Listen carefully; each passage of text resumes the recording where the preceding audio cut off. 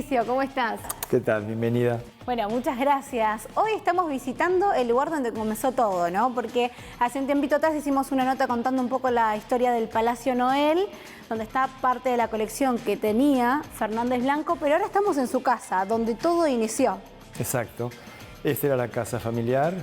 Hay que hacer como un esfuerzo imaginativo y pensar que este hall con doble altura y con una lucarna de vitró tan impactante, en realidad era el primer patio de una casa de 3 patios de planta colonial, como de 1850 a 1860, y hacia 1880, en esa década, con Alejandro Christophersen, que apenas había llegado al país, él decide remodelar esa casa solariega de la primera mitad del 19 y convertirla en este palacete ecléctico con todos los estilos juntos. Exactamente. Bueno, vamos por el nombre, partamos por el nombre del museo, Fernández Blanco. ¿Quién era él?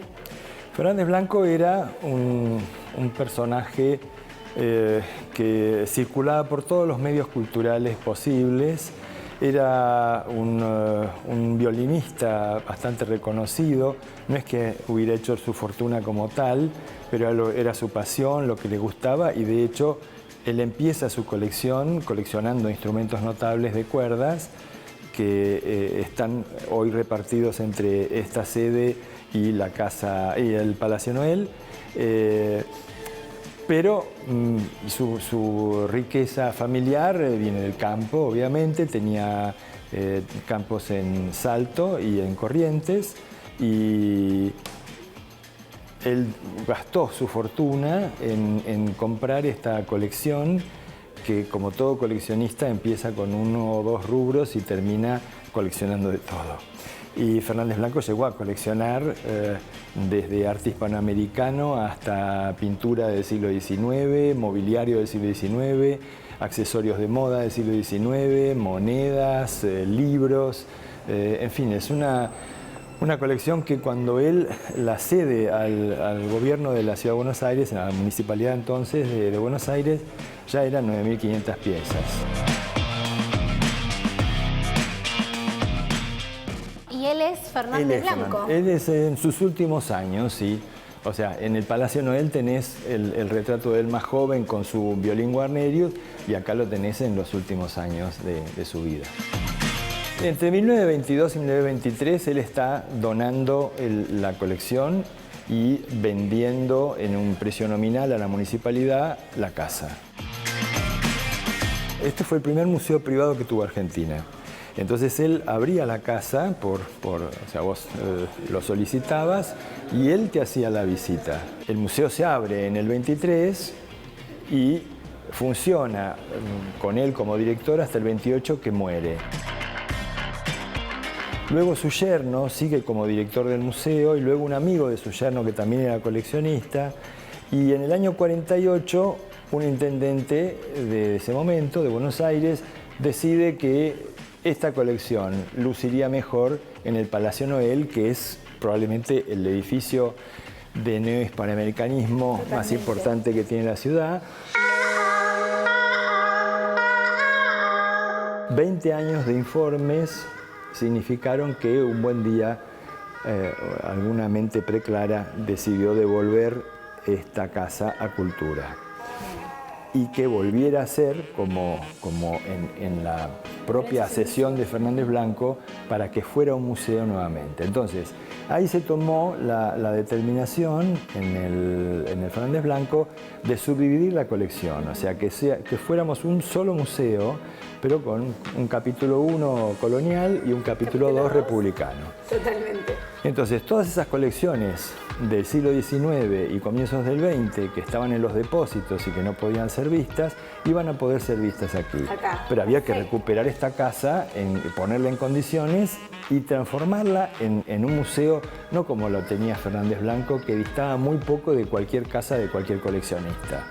Llena, indiscriminadamente llena. El tema era ponerle un guión a todo eso, poner un orden a todo eso y tener las comodidades y las necesidades que un museo del siglo XXI tiene que tener. Tiene que tener, totalmente. Y te digo que lo lograron porque uno cuando entra acá ya se siente, digamos, ¿no? Como en esos años, 1900, 1920, es como un recorrido hacia el pasado que, si te parece, ya me gustaría empezar a hacer porque me hablaste de muchas colecciones y por qué no ir a conocerlas. Vale, buenísimo.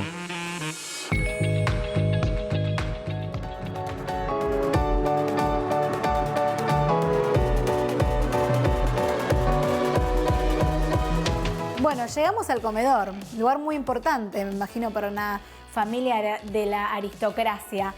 ¿En qué año estamos? Y estaríamos en 1892. La mayoría de los que trabajaron, en su mayoría eran inmigrantes. O sea, estamos en el momento, te diría, pico de la inmigración en Buenos Aires. Bueno, ¿qué tipo de estilo nos vamos a encontrar en este comedor? Es una especie de neorrenacimiento francés, un poco jugado, pero está más o menos en esa línea. La loza es porcelana de Limoges, tiene las iniciales de ellos.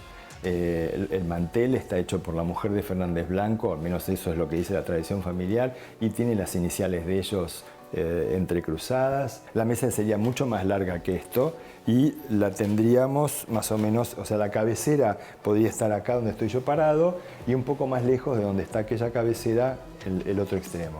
Y en ambos casos, aquí se removió porque se restauró el piso y allá creo que todavía existe, hay como un aparato, un timbre en el piso que vos pisabas y no sonaba en el espacio sino en la cocina, y que ahí se enteraban que había que traer algo o había que venir a ver qué era lo que los señores necesitaban. Y también es un espacio que está abierto hacia dos cuartos.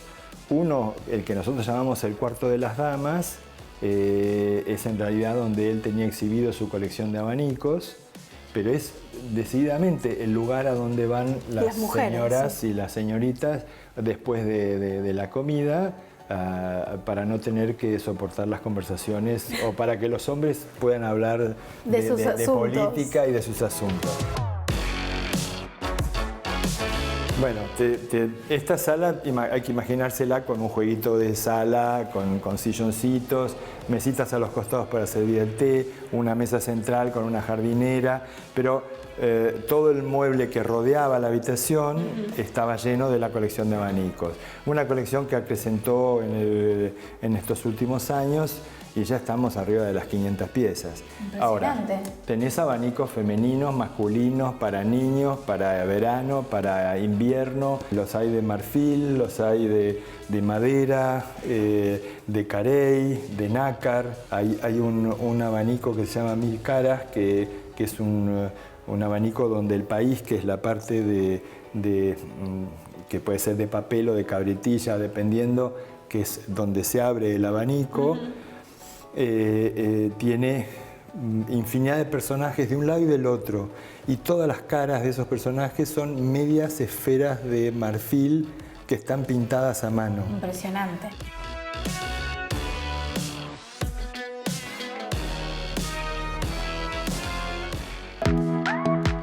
Estas son todas las tarjetas postales de juguetes, o sea, de sus niños con sus juguetes.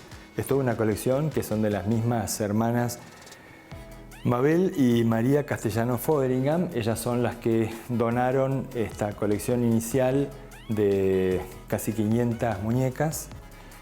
Probablemente la colección de muñecas antiguas más importante de Sudamérica.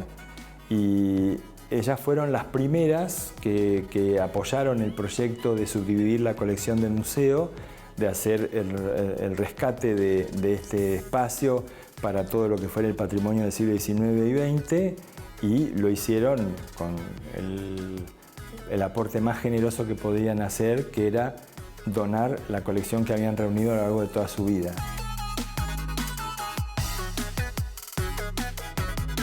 Esta vitrina prolongada simula como una especie de pasarela, donde vas a tener un desfile de 22 trajes que van, en este caso, en esta exposición de ahora, desde 1870 hasta 1932.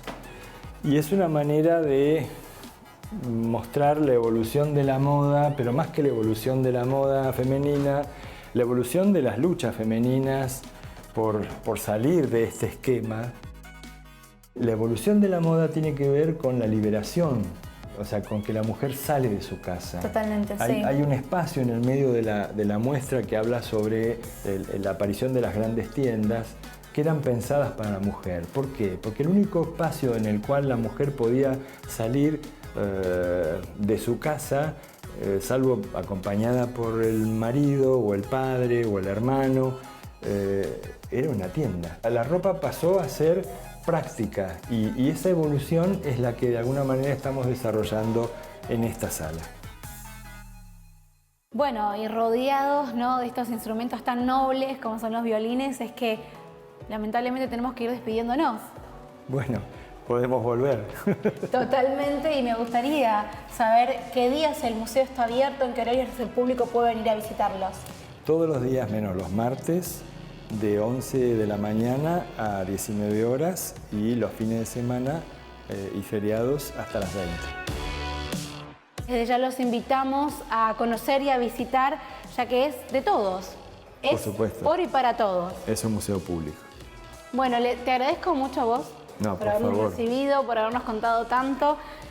Queda hecha la invitación a los que están del otro lado y les recuerdo que, como siempre, la próxima semana vamos a seguir recorriendo Buenos Aires para conocer sus historias.